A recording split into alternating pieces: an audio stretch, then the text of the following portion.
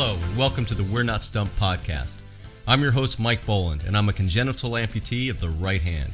In this show, I will interview other amputees and allow them to tell you their incredible life stories.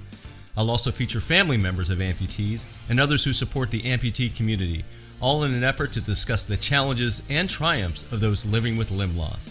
So stick around and listen to inspirational stories and find out why we say, we're not stumped. Well, hello everyone. Welcome to the We're Not Stumped podcast. I'm your host, Mike Boland. And today, as you can hear in the background, I'm on location. I'm in beautiful Marana, Arizona, which is just outside of Tucson. And I'm here to learn more about an organization called Freedom's Wings, Arizona. What they do is take people with disabilities up in gliders. Freedom's Wings, Arizona operates out of the Tucson Soaring Club in Marana, Arizona. They are a nonprofit organization run by and for people with disabilities. Their About Us page on freedomwingsaz.org highlights their purpose, which is to bring the world of soaring to persons with disabilities, both physical and developmental. Some of the ways they accomplish this include exposing persons with disabilities to the soaring experience through Therapeutic Recreation, teaching qualified persons with disabilities to soar, with the option to solo and attain a private glider license or beyond, and providing training for instructors, ground crew, and flying students. Freedom Wings Arizona is patterned after another similar nonprofit called Freedom Wings International, which has been providing similar service for over 35 years. The first person who I was able to spend time with was Chuck Pinney, a glider pilot since 1973, who lightheartedly told me about his position within the organization and even more about this fantastic organization. I get to be the president of the Freedom Wings Arizona. Frankly, it's a big board. Ernie founded it, and it's based on one that almost 30 some odd years ago out of New Jersey, Freedom Wings International. And it was just really exciting to be able to participate. Now, how did you get started with the organization? So I've been a glider pilot since 1973. I went to the Air Force Academy.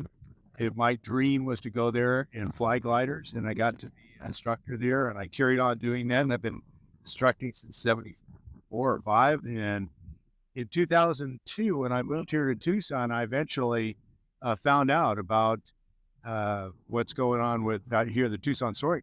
So I joined and started teaching here. So I've been here 20 years now. And it's just been such a glorious way to spend time in the desert.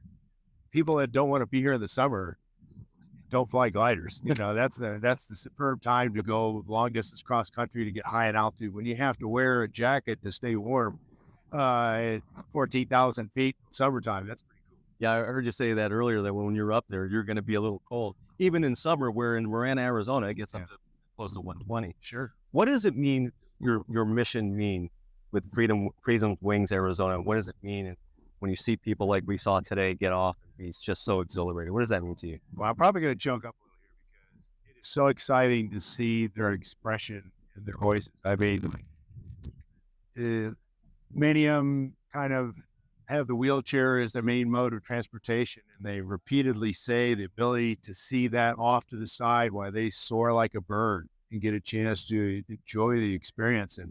And often they come with some reluctance almost to fly. They're a little nervous about how it's going to be, and they might be afraid of heights. And so they're afraid to handle the stick at first. And they progress through enjoying the experience, flying the aircraft themselves, and then wanting to do the little, it's not aerobatics, but some aggressive maneuvers. We call them Top Gun maneuvers, lazy aids, and some tight turns and stuff. And they get to where they're almost shouting joy at the end of it. And when they land, the canopy comes up, and their arms are high in the air, and they're stoked. And it's something they talk about and they treasure. And it's as much exciting for us, members of this club, because we love this sport and be able to share it with somebody, especially somebody who recognizes what a thrill it could be. It makes you feel good. I mean, this is a nonprofit mission of the Tucson Soaring, get people into the art and science of motorless flight, but to extend that into the disabled community and to provide it to them at no cost is just heartwarming for us. Well, I witnessed all the yay when people were coming down. And I also, to be honest, I'm nervous. I don't know whether I want to go up. Maybe next time. Yeah, please do. Yeah, that'd be fun. What does the future look like for your organization? What are you looking forward to continue to do? Well, the hardest part is getting started. And one of the benefits we have as a Tucson Soaring Clubs has this infrastructure, a lease with the Bureau of Land Management, an airport that we maintain, an airfield, if you will. We have an entire fleet of club gliders. We provide instruction. We've got FAA trained pilots.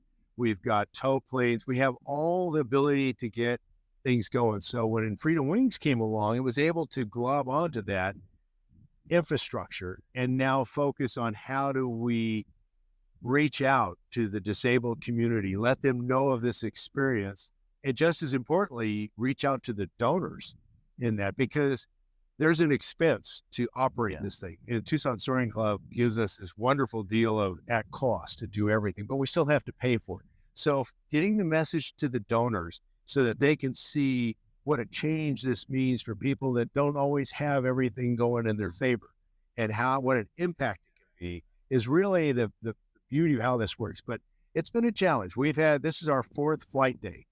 And so we're so far now have 34 people that we've gotten up flying. Wow. I'm sorry, 24 people that we've gotten up flying, and we will hope to expand it. So a lot of the stuff's been done with the adaptive athletes of University of Arizona and the Southern Arizona Adaptive Sports Group. We want to expand it much wider. If you look at the statistics, there's over 1.5 million people that have mental and physical disabilities in the state of Arizona. And we know a lot of them would love to have this experience. So you got a lot of devoted aviators who want to extend to that mission. Not all of us have a tremendous amount of nonprofit experience and raising money and stuff like that, but people are starting to come around. People are seeing this and exposed to what a benefit this can be to the disabled community, and they're coming forth with the dollars that helps us do a lot of these flight days. So we hope to expand this thing exponentially if we can, because there is the opportunity, and the club members love to volunteer for this. Everything's volunteer. All the people participating are volunteering their time, and we're just basically have to cover the cost of the aircraft and other expenses of keeping Tucson Soaring Club alive. So it's a wonderful thing. It is. And while you may not have the background, as you said, for a nonprofit, you come with passion to help people. And at the end of the day, I think that's the most important thing. So thank you so much for taking a few minutes of your time to tell me more about your organization. I really appreciate it. Mike, a real pleasure. It really has been. Next time you're coming up, and I'm taking you up whether you want to or not. Well, now I'm with William Alms. And William, you're the one who introduced me to this great organization. So first of all, thank you so much for doing that. You're welcome. It's a great pleasure to have you here. Oh, I'm I honored. hope you enjoyed your day, everything you saw. I'm overwhelmed because of how much you do and all the great things everyone. There's a group of people out there that are working their butts off to make sure that this goes as planned. And I'm like I said, I'm honored to be out here. How did you get your start out with this organization? So I about 2.5 years ago, I started flying here, and I don't know if I'm the only one, but I was the one at that time that was active, person with disabilities, flying here. And when Ernie Hilborn started this thing, it brought about, and Chuck Penny, the president, invited me to become a member and be an advocate for the people with disability. And luckily, I had a few connections. Yeah, what brought us together. We met. Yeah, and it has been wonderful, because I think I told you when I first told you about the operations here, I told you when you see the smile on their faces coming out of the airplane, it makes everything worth it. Yeah. And you have the opportunity to see what I meant by that. Oh yeah, many times. I bet you there was at least 10, 15 flights today so far, and everyone that got out was just beaming ear to ear. So I probably should have led with this, because depending on how the camera angle is, you are a left above knee amputee. I'm a left above amputee. I have been for the last 15 years. It was an accident. It is related to aircraft, but not related to fly. Got it. But fly is one thing that has been in my life since the day I was born. My father was a pilot, military pilot, and introduced me to airplanes I loved, and I've been flying for since I was 17 years old. But you first jumped out of a plane, I think, at 15. Is that At correct? 15, I started skydiving, and then after that, I switched to hang glider and paragliders and did a little bit of everything. And you're about ready, from what I just heard a second ago, a little private conversation you were having with a friend, you're about ready to get certified, if I'm not mistaken, here? I am a private pilot. I have been for just over a year, and hopefully before May, I will be a commercial pilot glider. That's what it was. Okay, Yeah. I didn't want to misquote you on that. And after that, if everything keeps going well as it has been, I'm going to start working towards becoming a flight instructor. Very nice. And that's some of the volunteers we have here, I take it. Yes. And this, how long has this establishment been here? The name of it, how long has it been here? And I might be putting you on the spot. Yes, I don't know exactly the details of how long they exist in this location, but I know it's from 40s. The Wow. Tucson Soaring Club Very nice. it has been around for a long, long time. Yeah, and I've heard a lot of great things about the Soaring Club while I've been here. So Yeah. Well, you saw Oh, everyone here is a volunteer. yes. The tow pilots, the flight instructors, the line crew, the ground crew, everyone here volunteers their time to keep the club running. Yeah, and they're doing a great job. I mean, you're saying that pretty much every weekend there's always something going on within the Freedom's Wings part of it. No, every weekend we have regular operations flying. Got Freedom's it. Wings is a little. We have a process where we have to do the fundraising because our main goal is to guarantee that every guest has there's zero cost for the Fantastic. guest. They are not paying anything, nothing. And we do the fundraising to guarantee. So take us a little bit of time to get the fundraising, secure everything we need, and make sure that now the Tucson Soaring Club, we have every weekend, of course, weather permitting. We have instruction Saturday and Sunday, 4 hours in the morning instruction. They have a great group of students. We have several youth under 18 that are learning. And it's moving fast. We have some amazing young pilots here. Yeah, that's great. I want to ask you some questions about your own journey because as far as we met on a amputee support group done by Hanger, done by Beth Eubanks was on that, and Christy Atha. I just want to make sure that we say their names because they're great people, as you know. Yes. So as far as your journey, what is something as an amputee that you know now that maybe you didn't realize before? Well, my experience, I always thought that it could be when you suffer in a traumatic event like this, it could be the end of your life, of your, not your life, but As you knew it, maybe. Or you would have to give up too much in life and everything. And it is a different thing because at the moment that I suffered the accident, when I woke up in the hospital, I knew I would go back to everything I wanted to do. I made a decision at that point that my life would go back to normal. Then I worked with a prosthetic company with Hanger, and they fit me. So my accident was in May. In August, I was walking again. In December, was flying again. Well, how important is it to have that attitude? Because you made that decision right away, it sounds like. Yes, I can only speak for myself. Yeah, understood. But what worked for me is to set my goals. So it kept me moving forward. Nice. Not even for a second I looked back. Never thought, oh, I wish it was the same way. I knew it would never be the same way. So you have to go forward. Yeah. There's no other way. Yeah, exactly. And it's important for mental health, physical health, and not only my health, but everyone around me, because it's something that impacts everyone. Yeah, absolutely. And you were talking about your prosthetic journey and how quickly it seems to me like you were able to get fitted rather quickly. Am I? Yeah. Yeah. And what do you attribute that to?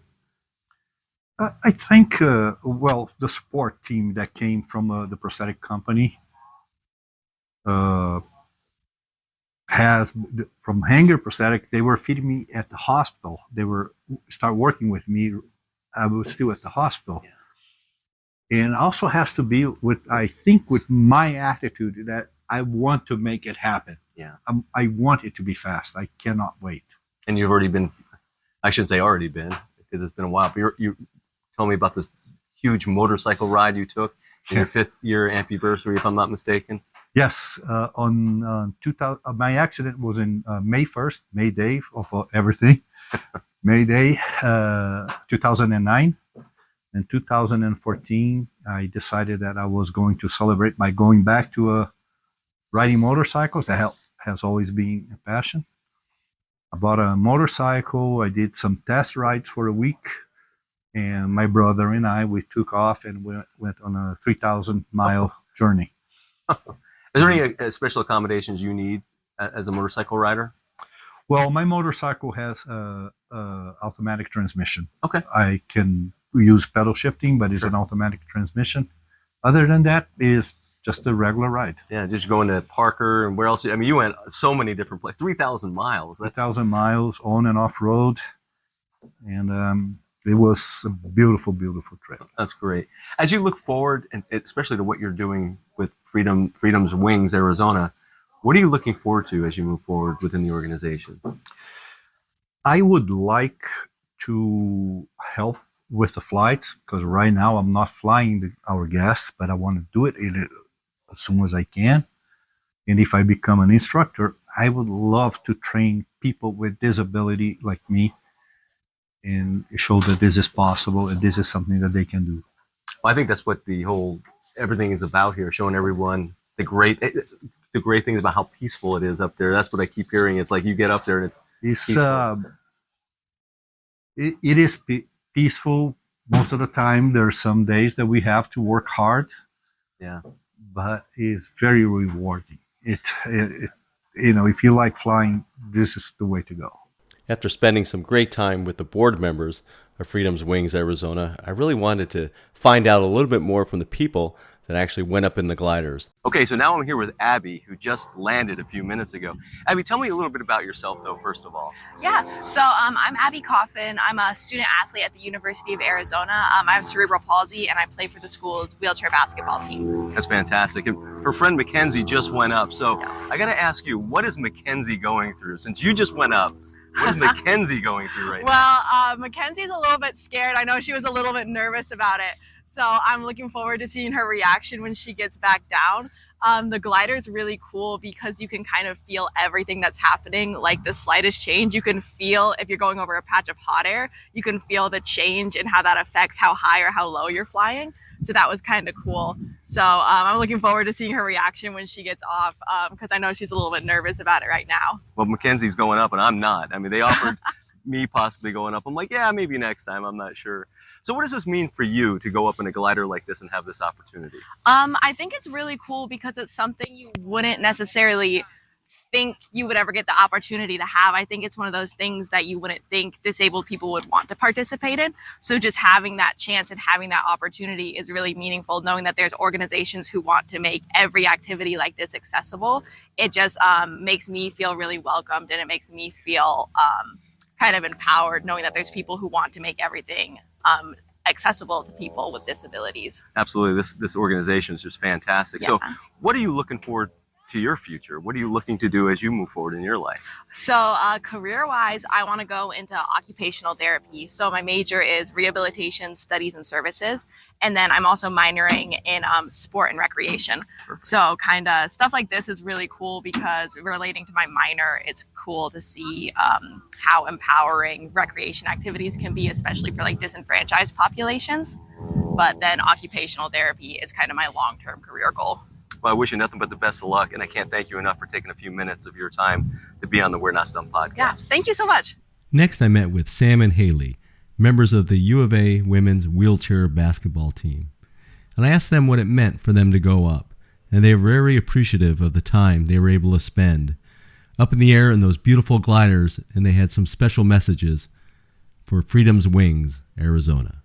I want to thank them so much because it was an awesome opportunity. I wouldn't had the opportunity otherwise.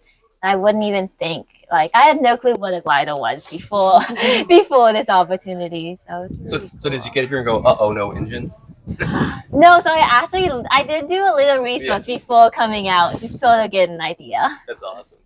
Yeah, probably the same thing. Just to thank them, and I think it's just so cool what they're doing. And like they said, they're obviously like it's like a very new thing that they're doing, so that they're just like cool to be here at the beginning, and they're constantly like they said trying to like expand it. So it'll be cool to see what they do. What a great day to take the We're Not Stumped podcast on the road to Marana and meet with Freedom's Wings Arizona. I'd like to thank William, Chuck, and Ernie and everyone with that organization, plus a special shout out to the U of A women's wheelchair basketball team for giving me a few minutes of their time. To find out more about Freedom's Wings Arizona, go to their website at freedomswingsaz.org.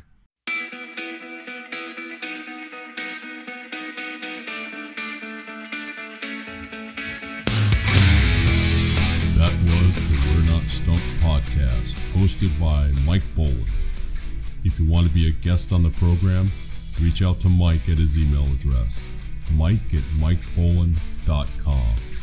This podcast is produced by One Hand Man Productions. If you are looking to start your podcast, go to onehandmanproductions.com.